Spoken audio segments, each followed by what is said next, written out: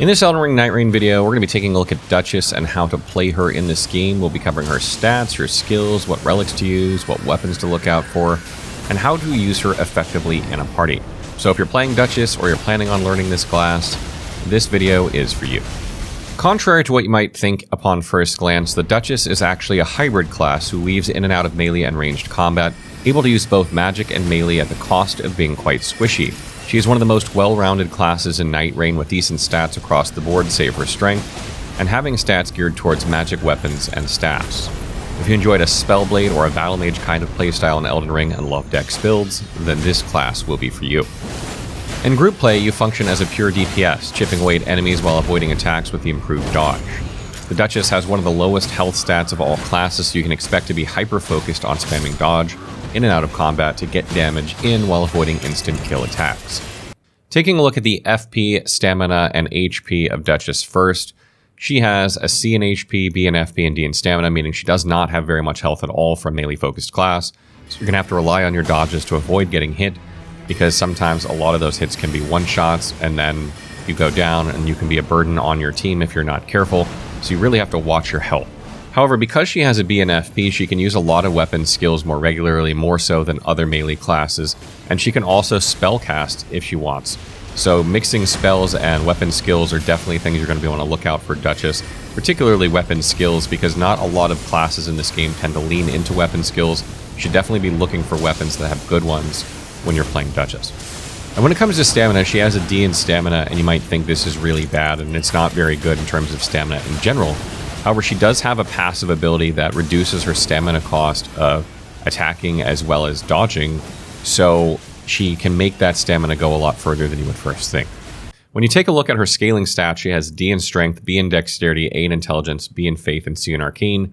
And when you first look at Duchess, I think your natural instinct is to think that she has a pure dex class because of how mobile she is. She starts with a dagger, and that's generally sort of the type of playstyle you think of when you think of a dex character.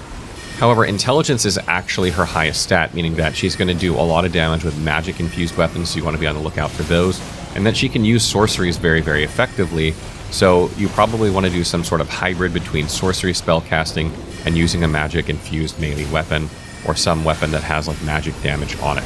That's probably what you're going to do when you're playing her. Additionally, because she has a B in faith, she can use holy weapons alright, not as good as intelligence scaling weapons like magic as well, but she can also use seals too to cast incantations. Again, they're not going to be as effective as sorceries, but if you can't find any good spells, or maybe you haven't gone and found any staffs at all, don't be afraid to pick up a seal and use it in a pinch to give yourself some range damage, because she can use it more effectively than most other classes out there.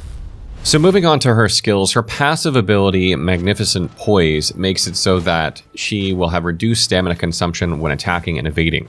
Additionally, her dodge gets upgraded and becomes a two-part sidestep and a backflip when dodging backward.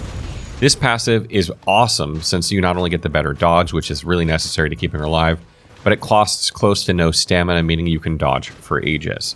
It's perfect for the engage-disengage loop that she does in combat, and makes her by far the most agile out of all the Nightfarers. My advice for using this passive is to take advantage of the backflipping when bosses target you. Most of the time, bosses can't keep up with the distance you cover spamming backflip backwards, and their attack combos miss. Another tip is that you can spam the sidestep against humanoid enemies to easily get behind them for a cheap backstab, which is something you should be on the lookout for at all times. Next, we'll take a look at her character skill. Restage will repeat all damage you have dealt in the last 3 seconds to any enemies. This includes both melee damage and damage you deal with spells. You can pretty much do this whenever you want, usually after you do a bunch of attacks or are interrupted by an enemy attack. It has a relatively low cooldown of around 12 seconds, so you should be using it all the time to get max value out of it. If you see this off cooldown, you pretty much want to use it after you've done any attacks in order to try and get as much damage as you can.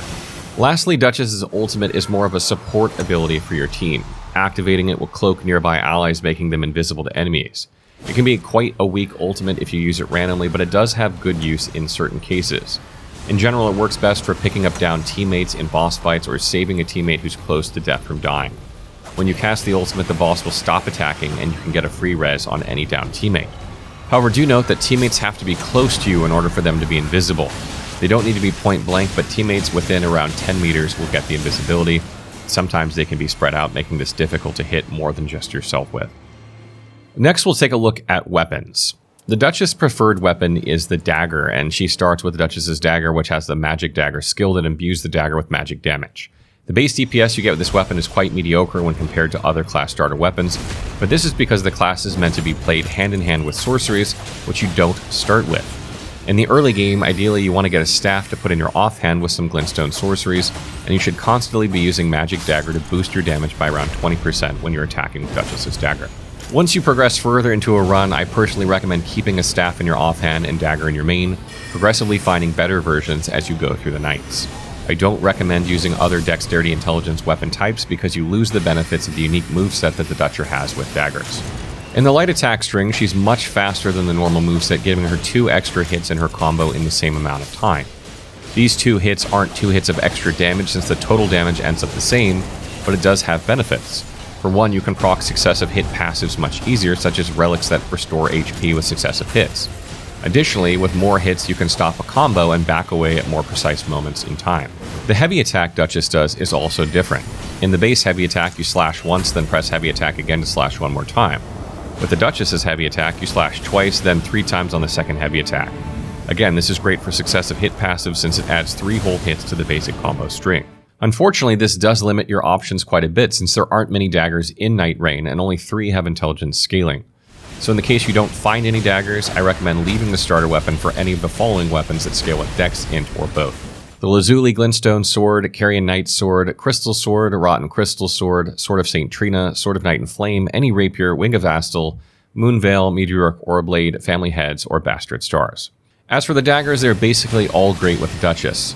The one you want to find depends on your personal preferences or how you want to gear for the final boss. For blue daggers, the Crystal Knife and Ivory Sickle deal the best base damage since they have magic damage scaling with intelligence, but the Wakizashi and Bloodstained Dagger are also great since they add bleed buildup. When it comes to purple daggers, there are some fantastic ones. The Glintstone Kriss is the 3rd dagger with intelligence scaling, and it has great magic damage, along with the Glintstone Dart skill, which is nice to have if you didn't roll it on your staff.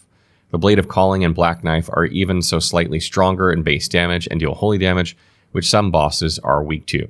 For staves in your offhand, basically anything works as long as you like the spells.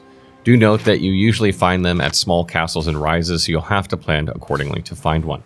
For your other 4 weapon slots, you'll want to be on the lookout for a few passive effects. Anything FP, skill, or spell related will always work with the spellcasting part of Duchess. For example, reducing FP cost of spells, getting damage negation while spellcasting, improving magic attack power, or improving sorceries. Other good passive effects will be passives like improved attack power while wielding 2 weapons, successive attacks negate damage, or FP restoration upon successive attacks. For talismans, you want to look out for Winged Sword Insignia, Millicent's Prothesis, Godskin Swaddling Cloth, Radagon Icon, Primal Glintstone Blade, Graven School Talisman, and Viridian Amber or Green Turtle Talisman. For relics, you get 2 from the Duchess's questline that are incredibly good. One of them will trigger restage for free if you hit the last attack in a dagger combo chain, which would make your daggers much more powerful than any other weapon type. The other will increase your attack power after defeating enemies while your ultimate is active. Do note that to progress the Duchess's questline, you will first have to unlock Revenant, so make sure you do that. Another really good relic, which I think is almost compulsory to have, is the Old Pocket Watch, which you actually get after beating the first boss. This relic gives FP restoration with successive attacks, which is perfect for Duchess. She needs some kind of sustain for FP when using spells, and she has a unique moveset with the daggers which adds more hits to her attack strings. Unfortunately, to slot all of these, you will need to use the Spirit Shelter Grail with 3 green slots. She has 3 other chalices, the Urn that has red, blue, blue, the Goblet yellow, yellow, green, and the Chalice blue, yellow multicolor. Other relics you can use before these include any that have vigor or health bonuses, endurance or stamina bonuses, and intelligence or magic upgrades. In terms of party composition, the Duchess is mostly flexible. Despite not being a tank, she can survive through many attacks due to her passive dodging skill. That being said, if you have 2 magic users or squishies, it can be very hard to deal any damage when the boss is targeting you all the time, as you have to be mindful of your squishy health bar. You should preferably play her with another frontliner such as Raider, Guardian, Wilder, and Executor, so you can get more opportunities to deal damage. In summary, the Duchess is a battle mage which dexterously goes in and out of melee combat and magic mode.